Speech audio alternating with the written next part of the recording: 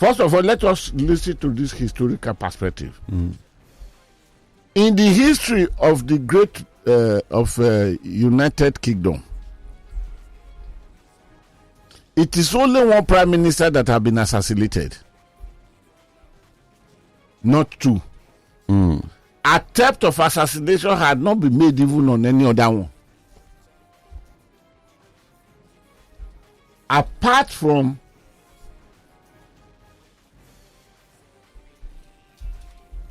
that one that was assassinated many, many years ago. Please listen. Come with me in this story. The assassin on the day in question had reasons to have carried out his intention. And he spoke out. He gave out the reason. Justice was brought on him. He was found to be guilty and he was hanged.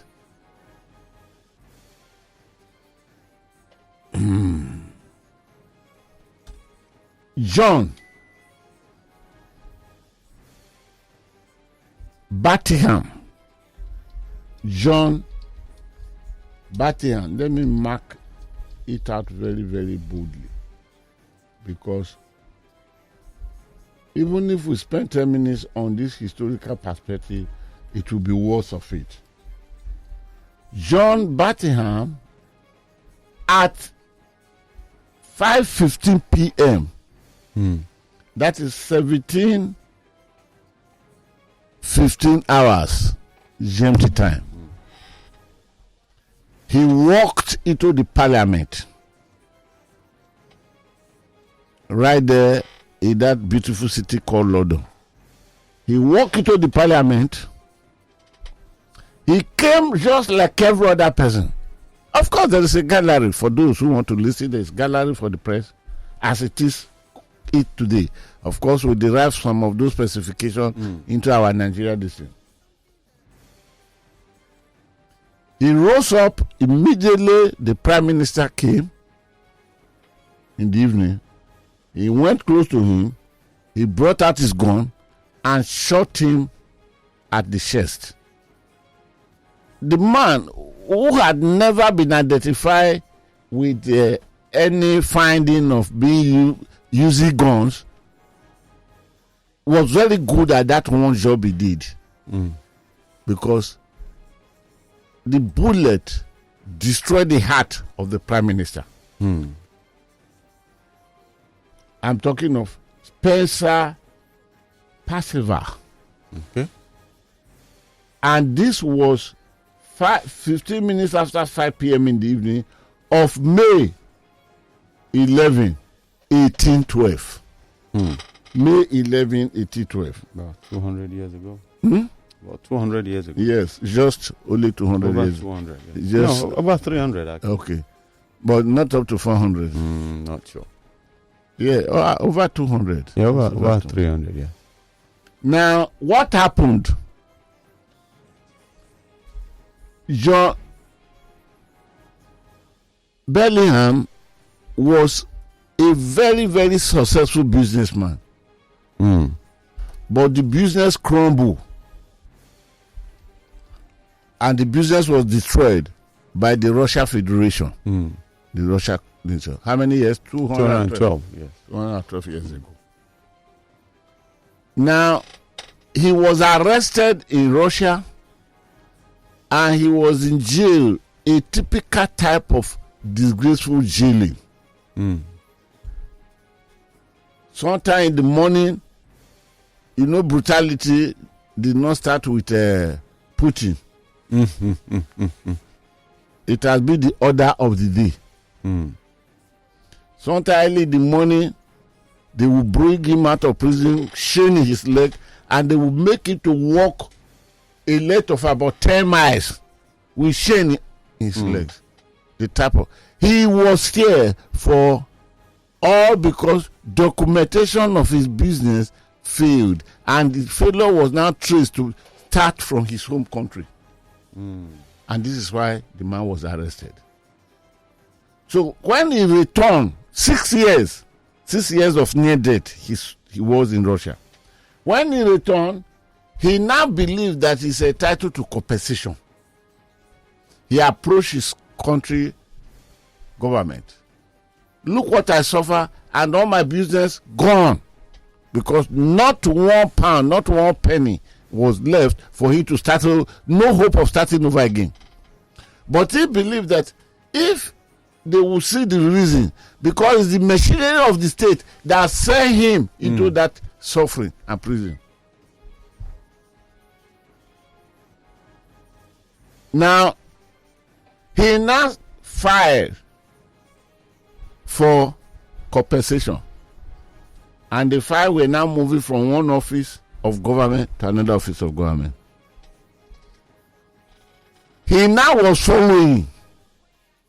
He will get to this office, they will tell him, your filing is not yet complete. You have to file more for the facts to be highlighted. He kept on filing and filing and filing until probably every ink in the land dried up, or no paper to file again. No paper to use for complaint. But every day in life, he must be in one government, up to the cabinet office, everywhere he went. But nobody gave more reason than anything.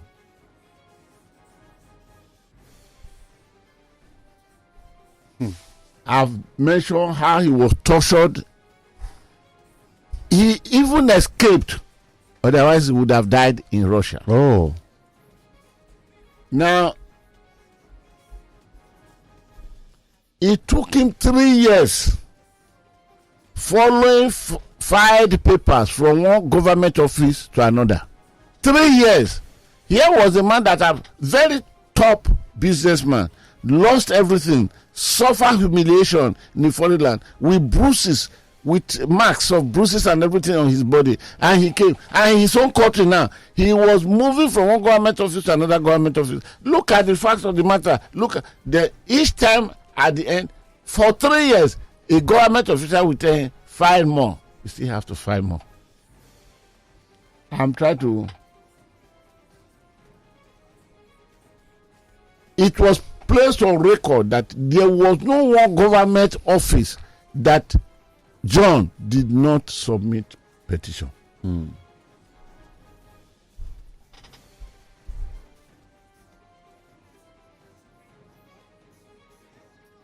Then, on April 1812, on that day, he followed suit. That would be 3 years of moving. He followed suit. And when he got to this particular office, I think the government official he met made a terrible mistake. He thought he was advising him, or he thought he was mocking him. But that either mockery or advising became a terrible mistake. That civil servant told John, he said, we keep telling you 5 months, but you are not bringing enough. He said, you are free to take whatever measures you think proper. You are free to take whatever measure you think proper. This is what that civil servant told John Bellingham. Then John Bellingham took that advice literally and he decided to do something. He therefore went to the market and bought 2 pistols. He had a special called pocket stone. And he went to Parliament to go and wait for the Prime Minister. And at 5:15 p.m. of that day, the Prime Minister, Spencer Perceval, entered. Then John Bellingham stood, walked directly to him, and fired point blank into his chest. The Prime Minister's last words were, "I am murdered." John did not run away. He sat down, waiting to be arrested. And as the police came in, he told them, am the one who shot the prime minister dead. Please take me away. And he was arrested. What was his defense when he was eventually tried to court? I tried every legal channel. The government left me with no choice. Let us go for the shocking revelation. Many sympathize with him. Even a French observer wrote like this. He said, you taught ministers they should do justice when asked. He was referring to John, who killed murder, assassinated. Are they not the same thing? Yeah. The prime minister. Different levels. The French right observer said, you taught ministers they should do justice when asked. The meaning of what the French writer said is that, you taught the whole world that when ministers are asked to do something, they should do it rightly. If their failure to do it rightly has repercussions, There will be consequences. there will be consequences. After one day trial, Bellingham was hanged. His last words were shilling. One day trial. Yeah. Because he made everything simple. I am the one. If I have anything to say, not here. Arrest me, take me away.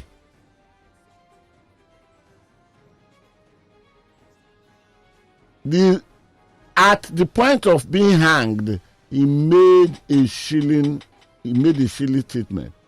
I feel no hate for Mr. Percival. That is the Prime Minister, Spencer. That he has no hatred for him. He did not hate him.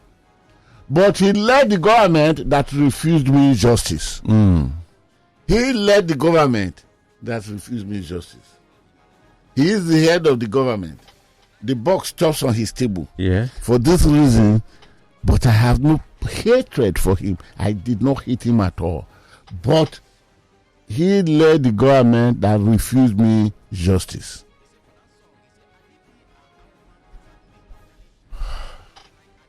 Now, later, the government now set up an inquiry to look at what happened.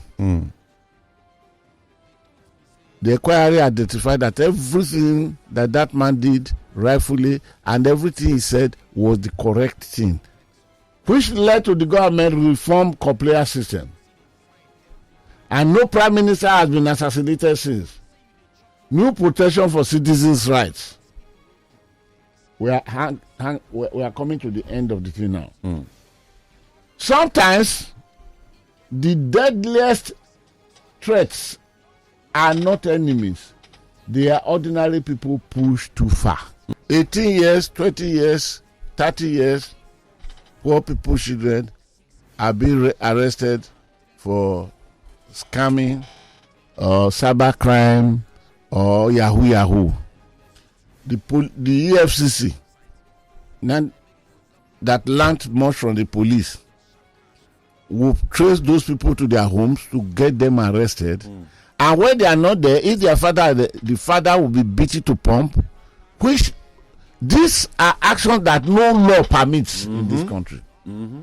But when the governor that is just coming out of his coven of immunity, unless you have stolen 1 trillion or less, the EFCC will write to him, inviting him. The EFCC will not go to his house with the tension of what they do to the Yahoo boys. The EFCC will not beat his cousin.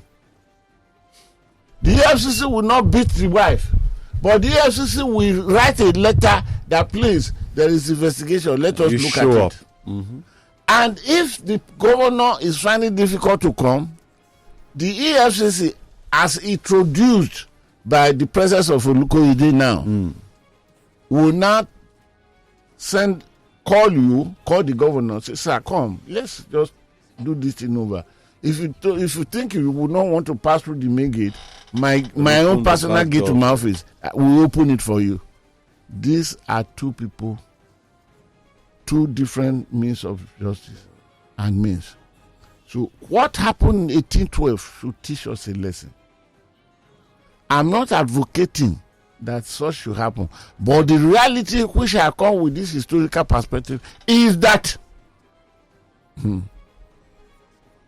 if law that is made to protect you becomes a prison where you will now be sentenced to, anything can happen.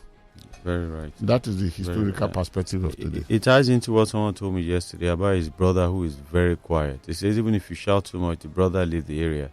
He was walking somewhere around this axis, a Lekki area, and he was arrested. They didn't even know he was arrested. It was a family friend that saw his picture on Naira land that called them. Is this not your brother? He said, we've been looking for him. When they got there, he was paraded with cultists saying they had been robbing and back and forth and back and forth. When they started the process, said from the person at the court carrying the file to every step they took, they had to settle. He said every single thing they did, at a point they told them to bring 1 million naira. And this wasn't recent. This was was it 10 years or 15 years ago? And they asked him to bring 1 million naira.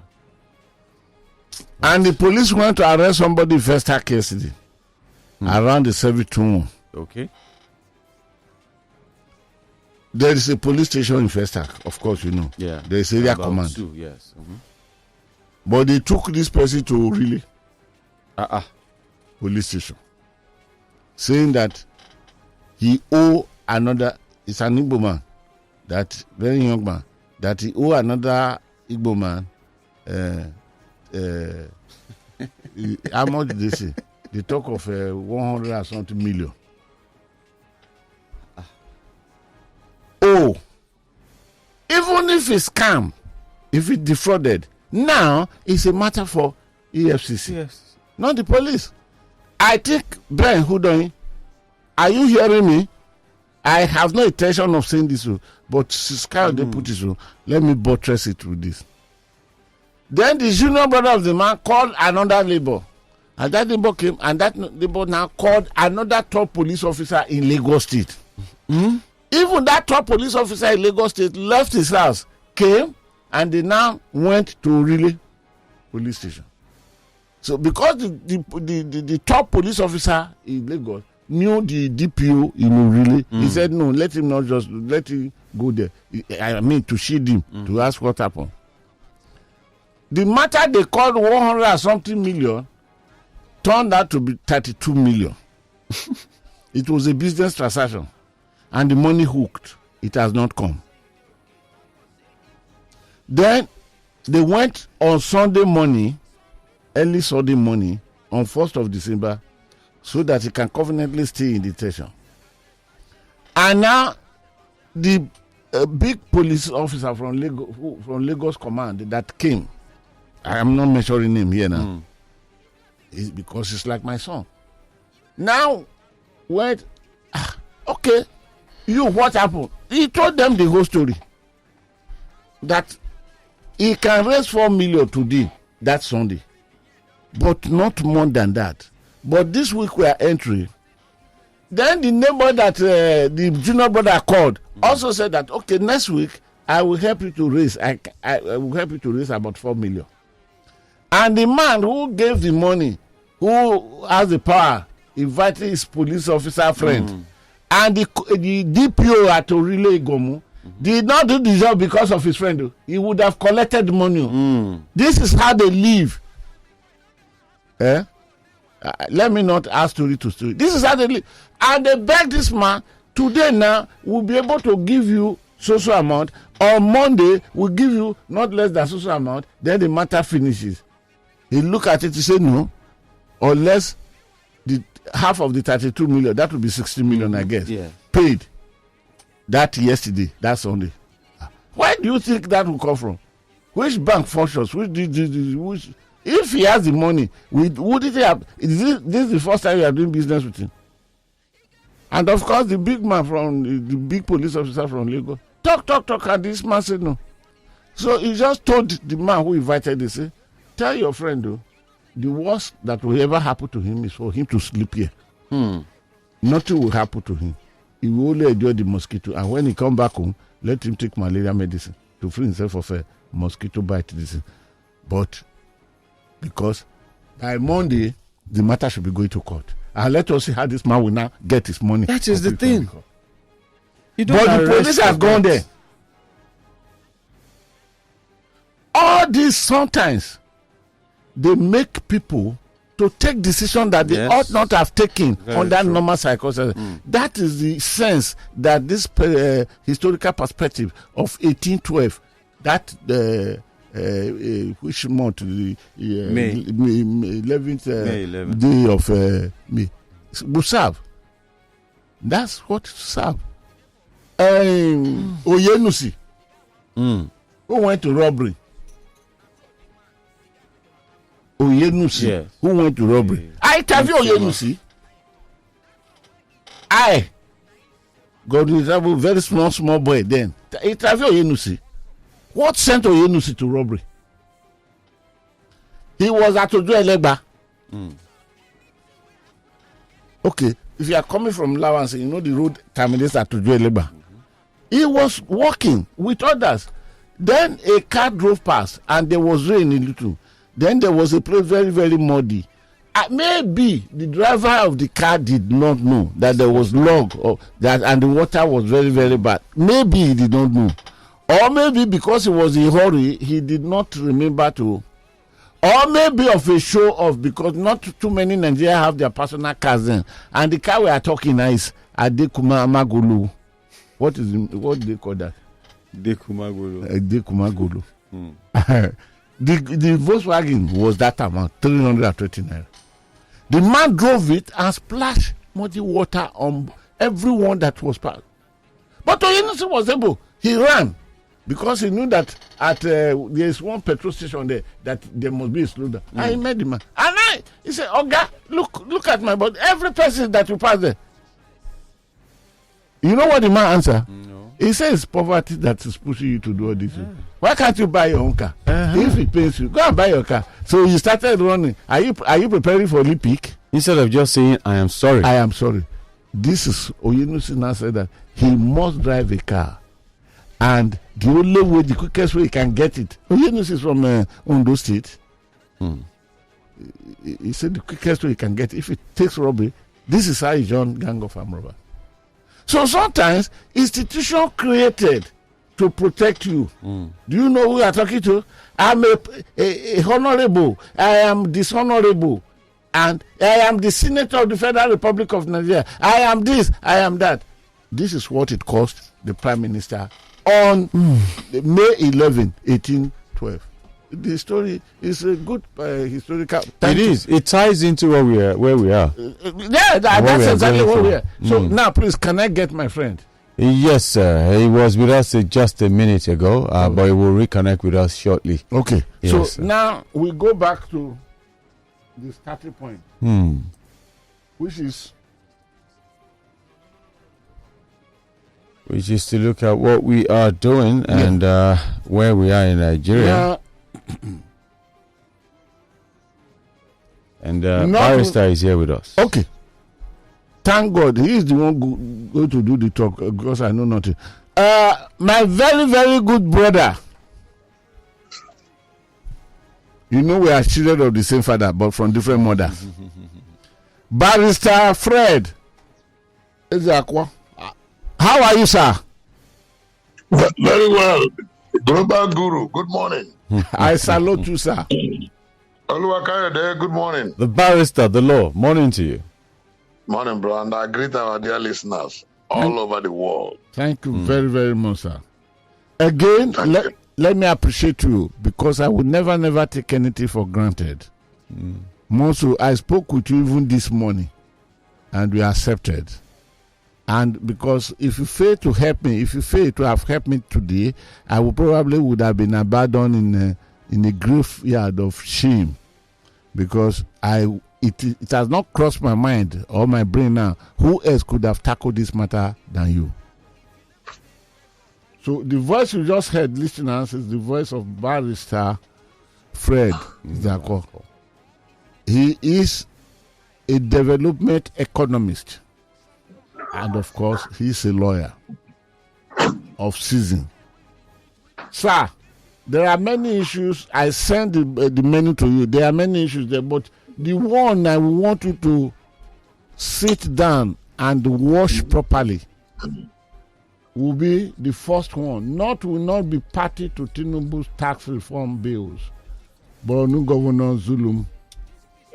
But before Zulum, Kwankwaso, Rabi Kwankwaso, the former governor, the former senator, the former minister of defense, had said that Tinubu is trying to, Lagos is trying to colonize the north. And many of them, and if you saw the argument that happened in the Senate, where Dume said, you definitely you use the government to rule me out of order. You will have your way, but I will have my say. I let my say be registered, and it turned out to be very, very bitter situation, and it became. But both of them are from the north. You will see there is a battle. What is the tax reform bill all about, sir? You're unlimited. You're unlimited. Go ahead. Thank you, the Guru. We suffer in this country from lack of trust. Lack of trust and lack of coordinated confidence in one another. It has gotten to the level that when a man from the south does anything, the man from the north will view it with suspicion. And vice versa. It also affects government policies and programs to the extent that people may not be even interested in knowing the nitty-gritty or the content of the policy or the program or giving it intellectual examination. But the very moment the program or the policy is released, the first mindset is, who is releasing this policy? If it's from the south, the north will become apprehensive. If it's from the north, the south will become apprehensive. It is a very terrible and very vicious irony of our national development. Yes, sir. You recall that upon the swearing into office of President Bola Ahmed Tinubu, one of the things he did was to set up a presidential committee on fiscal and tax reforms. And that committee was headed by one Mr. Taiwo Oyedele. Benny. Mr. Taiwo Oyedele's committee had been working for over a year. And in the course of their work, they had interacted with virtually all stakeholders and all the states. And they came up with suggestions as to what would be done to reform our tax system, which was described as archaic and unproductive. They came up with 4 bills, which was now fine-tuned by the presidency and forwarded to National Assembly. The 4 bills are: 1, Nigeria Tax Bill. Okay. 2, Nigeria Tax Administration Bill. Okay. 3, Nigeria Revenue Service Establishment Bill. And 4, Joint Revenue Board Establishment Bill. 4 bills. Some analysts have said that the Nigerian Tax Bill and the Nigerian Tax Administration Bill should have been merged into one. Okay. But because there are some differences, one is to talk about the structure, the other one is to talk about the administration. And that is why the government felt there was no need merging the two into one. Instead of having one bogus bill document, let us separate them into 2. Okay. Some other people also believe that Nigeria Revenue Service Establishment Bill should be merged with Joint Revenue Board Establishment Bill. But these are 2 separate bills, because the Nigeria Revenue Service Bill essentially seeks to alter or take over the Federal Inland Revenue Service Act, at the federal level. And because of the nature of this one, it needs to stand alone. Essentially, the Joint Revenue Board Establishment Bill is to take over the one we call Joint Tax Board. Okay. And the major primary responsibility of this bill will be to work towards the protection of taxpayers, reconcile issues between taxpayers and tax authorities, because most times tax authorities behave as if they are emperors.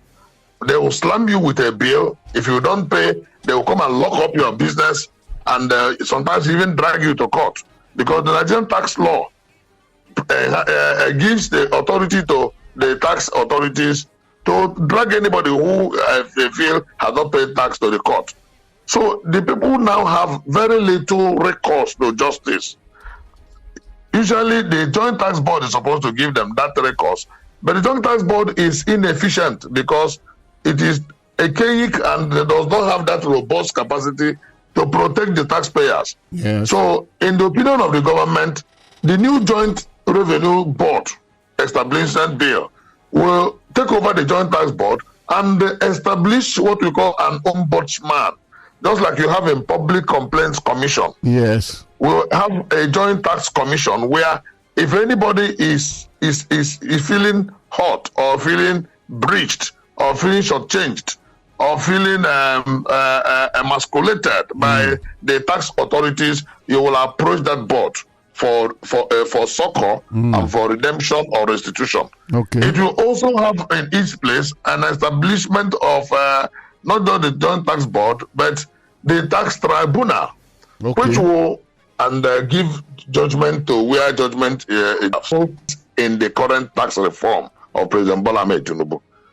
If you look at the critical issues about the tax reform, these are bills that essentially seek to modernize Nigerians' outdated tax laws. You know, I've always mentioned about this outdated tax laws because most of our tax laws are too old to guide the present realities. And when laws are not updated, it gives room for operators of that law to use their own initiative or their own personal discretion to exploit. And that's the initiative and discretion will obviously exploit some people and marginalize others and make corrupt money available for those authorities. But with this new law, all those things will be taken into consideration and will be taken care of, because the law also seeks to be to the benefit of the common Nigerians. And there are so many ways where it will be of benefit to common people. One, anybody who earns less than minimum wage should not pay tax. Okay. Under this proposed law. And two, anybody whose annual income is less than 800,000 naira should not pay tax. Before, with this now, they will be saving about 84,000 naira yearly. Then for companies, you know what, we have what is called company income tax. Yes. For companies, if your turnover is less than 50 million, you are not going to pay tax as a company, so that you will be able to have enough money to pay your staff well and still remain in business to keep people in your employment. Okay. Then for those of them whose turnover is huge, even their own income tax has been reduced in this proposal from 30%. It used to be 40%. The previous policy of government reduces to 30%. Now, this proposed tax bill seeks to reduce it further to 25%. All right. If your earning is above 50 million as a person, you pay 25% of your based on your threshold. But before, such person who earn above 50 million used to pay about, the threshold that they considered big used to be 3.2 million. If you're earning more than 3.2 million then per month, your tax should have been 25%. But now it has been increased. If you are now earning up to 15 million, you are not going to pay up to that 25% as tax. There is also tax exemption for small and medium scale enterprises, which I have already mentioned. Okay. There is a reduction in corporate tax, which I've already mentioned. There's what we call elimination of minimum tax, because if your gross earning is not up to a certain level, you're supposed to be paying about 3.75%, which they call development levy. Okay. That development levy is aimed at using it to fund education. Some of them, they call it education tax. Because companies will tell you that there's education tax, there's withholding tax, there is stamp duty tax, there are all manner of taxation that companies face. They have all been put into one. So that if your company is operating big, Instead of you to pay 3.75% currently in development levy, you'll be paying 2% to fund student loan from 2030. Not even from now. The 2% you pay will be into government purse, but from 2030 it will be deployed into funding student loan. There is also a progressive increase in VAT. Now we are coming to the controversial area. In fact, I want to take that controversial area last, which is the issue of VAT. In all of this, if you are investing in gas or gas-related project, because Nigeria has quantum gas, but so many gas is being fled.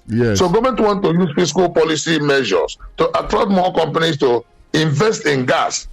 If you are investing in gas or gas-related business, in order to which of course you know that the energy we generate today is more or less through the gas and no longer through the hydro. We are now using thermal energy generation more than hydro because of our large supply, large resource in gas in Nigeria. So if you are now investing in that, government will give you tax holiday for at least the first 2 years. You are not going to pay tax, and thereafter your tax exposure is reduced.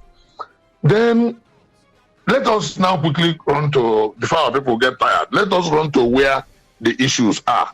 That has made the North, the Northern governors, some senators in the North, and some Northern elite to keep kicking. You mentioned some of them. Even Atiku Abubakar had also joined the fray to say taxation should not punish the people. But let me say this with due respect to all the people who kick against this taxation. If they had read or bothered to read the content of these bills, I tell you that they will change their position, because these bills are not in favor of any section of the country. Rather, it is to benefit all Nigerians. There are multiple taxation that we suffer from time to time. The former Minister for Agriculture, Audu Ogbe, had once said that one of the reasons why foodstuff is very costly in Nigeria is because of many roadblocks and checkpoints and tax, unlawful and both lawful and unlawful taxes that they call produce tax that people pay on the way, traders. If you are moving yam from Zakibiam or Benue State to Lagos, between that Benue State and Lagos, you would have passed through over 100 checking points, depending on the route you take. At each checking point, you are dropping money. Each checking point, you are dropping money. By the time you come to Lagos, the whole thing will now be spread on the goods and the cost will go up. And you now say that why would local government be collecting tax, the state government will be collecting tax, when even the federal government has collected tax? The whole idea of this tax reform is to reconcile all this such that incidences of multiple taxation, which companies have been crying about, will be eliminated. When you pay your tax, you know you have paid your tax. And because there are institutional framework that will support you when there are issues and the disagreements, you will now be bold enough to approach them for justice. Now, the issue that has been the burning point in this tax reform is only on issue of VAT. If you listen to all the people who kick against this reform or who oppose this reform, if you listen to them, they will just, after VAT, there is nothing else you hear in their mouth. You hear them talk about. To the extent that even some, over the weekend, some northern youths now wanted to molest the deputy president of the Senate, Jibrin Barau, that he sat in the Senate when the second reading was done, and he did not protect the interests of the North. And I can tell you that they are acting out of ignorance, because if you ask those youths, they have not read it, they don't even know the content, they don't know how it will benefit them or how it will be against their interest. Somebody has just raised an issue ignorantly, and it is reverberating around the whole North, which essentially goes to what I said initially about issue of sectional mistrust between the North and the South. Now, the VAT provision proposes, currently the VAT is 7.5%. Everybody knows that. And the way the VAT proceeds are shared, the VATs are collected from all around the country and put in a central purse and shared in the same way we have been sharing other revenue in the federation account. And those who pay this VAT have been saying that economists and policy experts have said that VAT is a consumption tax because it is either you consume goods or you consume services. Yes. Now, how can I consume goods in Lagos and I pay the consumption tax in Lagos? You now take the money, instead of paying it to Lagos, you go and pay Borno that doesn't consume that good. Every section of the country, every state, every federating state has what they call pattern based on consumption is based on your attitude, your culture, your exposure, and your environment. Okay. That is why it is not what you consume in Abagana that you will be consuming in Kaura Namoda. It is not what you consume in Abarato that you'll be consuming elsewhere. So every environment has what they consume. And when you consume that, you now pay tax based on your consumption. Either you can consume the goods or the services. That tax you pay is called value-added tax. And it is a consumer tax. It's a consumption tax. Now, this scheme proposes that the sharing of that tax proceed, the allocation of that tax proceed will no longer be just normal uniform way that other federally collected revenues are shared, because what you consume is what you will benefit from. Okay. In this case, they now want to share it based on the principle of derivation. Okay. Principle of derivation. If the money is derived from Anambra, Anambra should take 60% of what is derived from Anambra. If it is derived from Zamfara, let Zamfara take 60% of what is derived from Zamfara. Okay. It is only this one that see where the people are contending, even without knowing that exactly is the way it should be.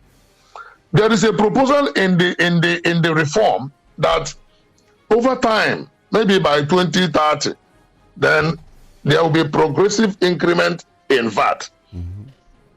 Between now and the next 10 years or more, the VAT will be increased from 7.5, maybe later to 10%, maybe later to 12%, maybe later ultimately to 15%. But that even in all these incremental values, basic necessities will be exempted. Today, basic necessities are still exempted. And what are they? Food, medicine, education, and maybe housing. Okay. There is low VAT payment in housing materials and housing things that you use to build your house. Okay. There is no VAT absolutely on medical services, pharmaceuticals, drugs, and the rest of them. You don't pay VAT on school fees. You don't pay VAT on food. And the government is also proposing that there should be no VAT on electricity. Okay. So that all these things will be affordable to all Nigerians, especially the lowly income earners. So even when there is incremental, progressive increment in VAT value, it will not affect all these basic necessities. Global Guru and Kayode, now ask me, where is the hula baloo in all of this? I am yet to see anybody who has made very strong statistical opposition to this current tax reform, apart from emotions, sentiments, and the propaganda. And when you go through or you listen to those who are opposing it, they will just tell you it will be against the North. Ask Professor Zulum, the governor of Borno, what is your issue? He will tell you it is against the North. What is the need that is against the North? Just tell me. No. Just because it came from a southern man who they felt is out to reform the place, and they are now looking at with their mirror, looking back with their back mirror, that he shifted the department from Central Bank to Lagos.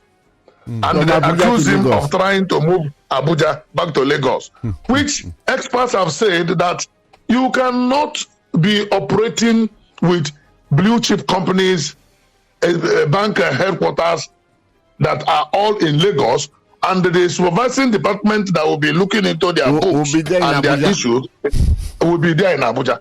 the logistics of flying in and out alone will deplete the whole process of the organization. Mm-hmm. So it makes no sense that, Mr. Guru, you are in Delta State. I'm going to supervise you, and I will live in Lagos, and I will be supervising you in Delta. Does it make sense? So the best thing is move the supervisor to where the supervisee will be, so that issues will be handled seamlessly and not flared up that he was trying to move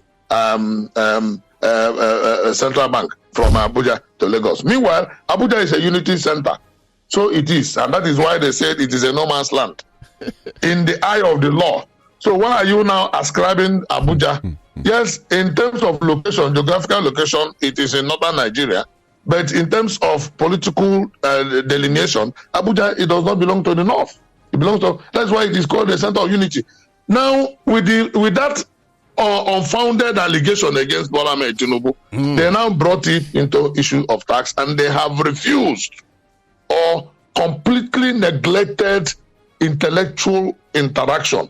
Even when the man who headed the committee, Kayode Oyedele, addressed the parliament for over an hour, discussing with them and telling them the issues one by one. Yes. They have still refused to listen.